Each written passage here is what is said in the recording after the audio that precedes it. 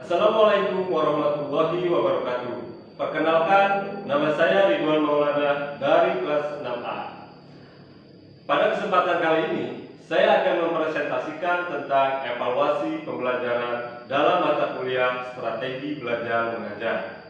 Nah, evaluasi pembelajaran adalah suatu proses yang menentukan tingkat pencapaian tujuan pembelajaran yang telah ditentukan sebelumnya melalui cara yang sistematis. Evaluasi pembelajaran bertujuan untuk mengumpulkan informasi yang menjadi landasan dalam mengukur tingkat kemajuan, perkembangan, dan pencapaian belajar peserta didik, serta keefektifan pendidik dalam mengajar. Nah, hal ini pengukuran dan penilaian menjadi kegiatan utama dalam sebuah pembelajaran.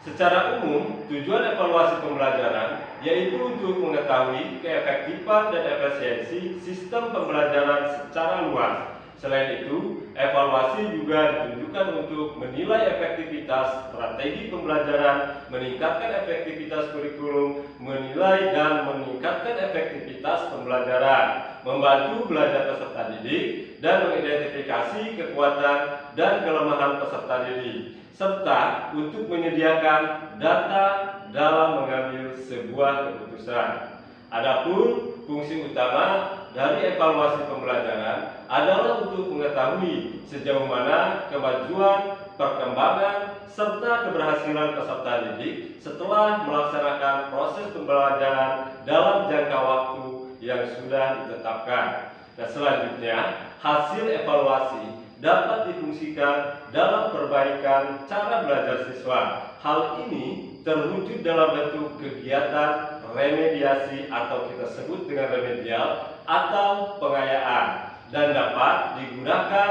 dalam mengambil keputusan mengenai naik atau tidak naik siswa tersebut, atau mengenai kelulusan atau ketidaklulusan siswa tersebut dengan mempertimbangkan dari hasil evaluasi pembelajaran. Nah, selanjutnya ada fungsi evaluasi pembelajaran, di mana dalam fungsi evaluasi pembelajaran ini terdapat fungsi formatif, fungsi sumatif, fungsi diagnostik, dan fungsi seleksi dan penempatan. Yang dimaksud dengan fungsi formatif yaitu aktivitas guru dan siswa yang dimaksudkan untuk memantau kemajuan belajar siswa selama proses belajar berlangsung. Penilaian ini akan menjadikan umpan balik bagi penyempurnaan program pembelajaran untuk mengetahui dan mengurangi kesalahan yang memerlukan perbaikan. Tujuan dari penilaian formatif ini untuk memperbaiki proses pembelajaran, bukan hanya untuk menentukan tingkat kemampuan siswa. Selain itu, penilaian formatif ini bertujuan untuk memperoleh informasi mengenai kekuatan dan kelemahan pembelajaran yang telah dilakukan, dan menggunakan informasi itu tersebut untuk mengubah atau memperbaiki atau memodifikasi pembelajaran agar lebih efektif dan dapat meningkatkan kompetensi siswa. Nah, selanjutnya ada fungsi penilaian sumatif, yaitu suatu aktivitas penilaian yang menentukan nilai, menghasilkan nilai atau angka yang kemudian digunakan sebagai keputusan pada kinerja siswa. Pemilihan ini dilakukan jika satuan pengalaman belajar atau seluruh materi pelajaran telah selesai. Penilaian sumatif digunakan untuk menentukan klasifikasi penghargaan pada akhir program dan dirancang untuk merekam pencapaian siswa dengan menyeluruh secara sistematis. Penilaian sumatif ini berkaitan dengan menyimpulkan prestasi siswa dan diarahkan pada pelaporan program, walaupun tidak memberikan dampak secara langsung pada pembelajaran, tapi seringkali mempengaruhi keputusan yang memiliki konsekuensi pada siswa tersebut. Fungsinya sebagai sarana umpan balik kepada siswa untuk memberikan umpan balik kepada staf akademik sebagai ukuran keberhasilan pembelajaran dan sebagai sarana untuk memotivasi siswa. Selanjutnya ada fungsi diagnostik. Nah, fungsi diagnostik digunakan untuk mengidentifikasi masalah atau kesulitan yang dialami siswa. kemudian melakukan perencanaan terhadap tindak lanjut yang berupa upaya-upaya pemecahan sesuai masalah atau kesulitan yang telah teridentifikasi. Selain itu, penilaian diagnostik dikembangkan berdasarkan analisis terhadap sumber-sumber kesalahan atau kesulitan yang mungkin menjadi penyebab munculnya masalah. Hal ini bisa dilakukan dengan memberikan soal-soal berbentuk supply respon, sehingga siswa mampu menangkap informasi secara lengkap. Nah, fungsi penilaian seleksi dan penempatan evaluasi hasilnya digunakan sebagai pengukur kecakapan yang disyaratkan di awal suatu program pendidikan. Dengan kata lain, untuk mengukur performasi awal suatu siswa mau masuk suatu program pendidikan dan untuk menempatkan siswa terhadap minat dan bakatnya.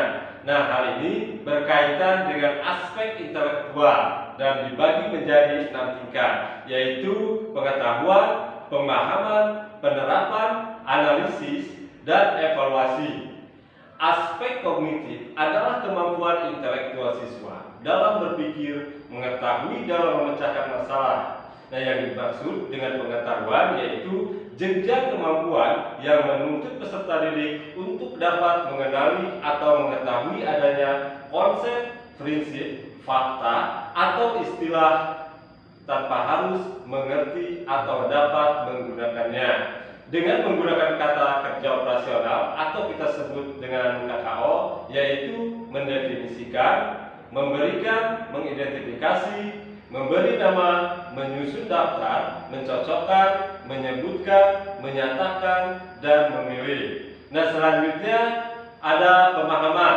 Nah, yang dimaksud dengan pemahaman di sini, kemampuan yang menuntut peserta didik untuk memahami atau mengerti tentang materi pelajaran yang disampaikan oleh guru dan dapat memanfaatkannya. Dan kemampuan ini dibagi menjadi 3, yaitu menerjemahkan, menafsirkan, dan mengekstrapolasi. Dengan kata kerja KKO, mengubah, mempertahankan, membedakan, menjelaskan, menyimpulkan, memberi contoh, dan meningkatkan. Nah, selanjutnya ada fungsi penerapan.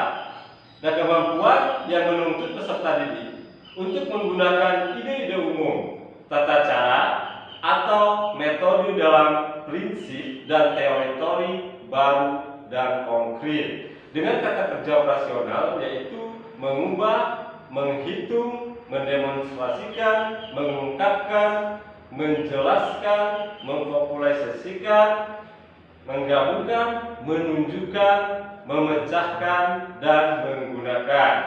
Nah, selanjutnya ada analisis. Analisis yaitu kemampuan yang menuntut peserta didik untuk menguraikan suatu situasi atau keadaan tertentu ke dalam unsur atau komponen pembentuknya.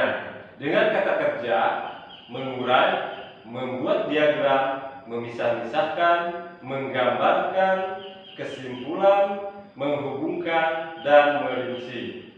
Selanjutnya, ada sintetis, yaitu kemampuan yang menuntut peserta didik untuk menghasilkan sesuatu yang baru dengan cara menggabungkan berbagai faktor. Dengan hasil yang diperoleh dapat berupa tulisan, rencana, atau mekanisme. Dengan kata kerja operasional yaitu menggolongkan, menggabungkan, memodifikasi, menghimpun, menciptakan, merencanakan, merekonstruksikan, menyusun, membangkitkan, mengorganisir, merevisi, dan menyimpulkan.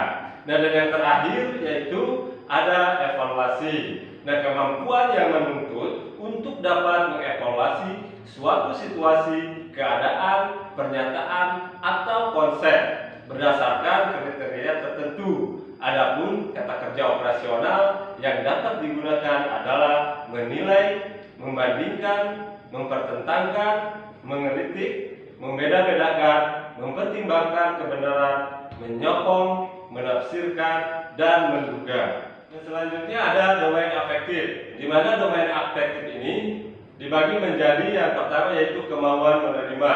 Nah, kemauan menerima ini yang menuntut peserta didik untuk peka terhadap eksistensi fenomena atau rangsangan tertentu. Kepekaan ini diawali dengan penyadaran kemampuan untuk menerima dan memperhatikan. Dengan kata kerja operasional yaitu menanyakan, memilih, menggambarkan, mengikuti, memberikan, berpegang teguh, menjawab, dan menggunakan. Nah, selanjutnya ada kemauan menanggapi atau menjawab. Nah, jenjang kemampuan ini yang membuat peserta didik untuk tidak hanya peka pada suatu fenomena, tetapi juga beraksi terhadap salah satu cara. Penekanannya pada peserta didik untuk menjawab secara sukarela, membaca tanpa ditugaskan. Dengan kata kerja operasional yaitu menjawab, membantu, memperbincangkan, memberi nama, mempraktekkan, melaporkan, menuliskan, dan mendiskusikan. Nah, selanjutnya dalam domain afektif ini ada yaitu domain menilai, yaitu jenjang kemampuan yang menuntut peserta didik untuk menilai suatu objek fenomena atau tingkah laku tertentu secara konsisten. Dengan kata kerja operasional yaitu melengkapi, menerangkan, membentuk, mengusulkan, mengambil bagian, dan memilih. Dan yang terakhir dalam domain afektif ini yaitu ada domain organisasi. Nah, di mana jenjang kemampuan yang menuntut peserta didik untuk menyatukan nilai yang berbeda, memecahkan masalah, membentuk suatu sistem nilai. Dengan kata kerja operasional yaitu mengubah, mengatur, menggabungkan, membandingkan, mempertahankan, menganalisis, dan memodifikasi. Nah, yang terakhir ada domain psikomotor.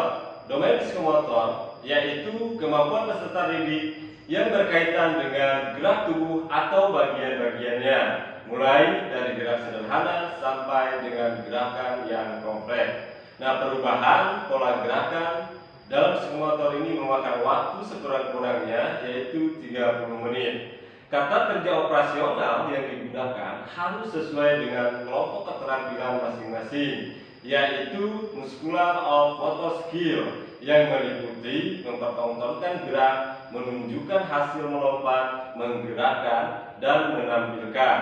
Nah, selanjutnya ada manipulation of material or object yang meliputi mereparasi, menyusun, membersihkan, menggeser, memindahkan, dan membentuk. Dan yang ketiga ada neuromuscular condition yang meliputi mengamati, menerapkan, menghubungkan, dan menggandeng, memadukan, memasang, memotong, menarik, dan menggunakan.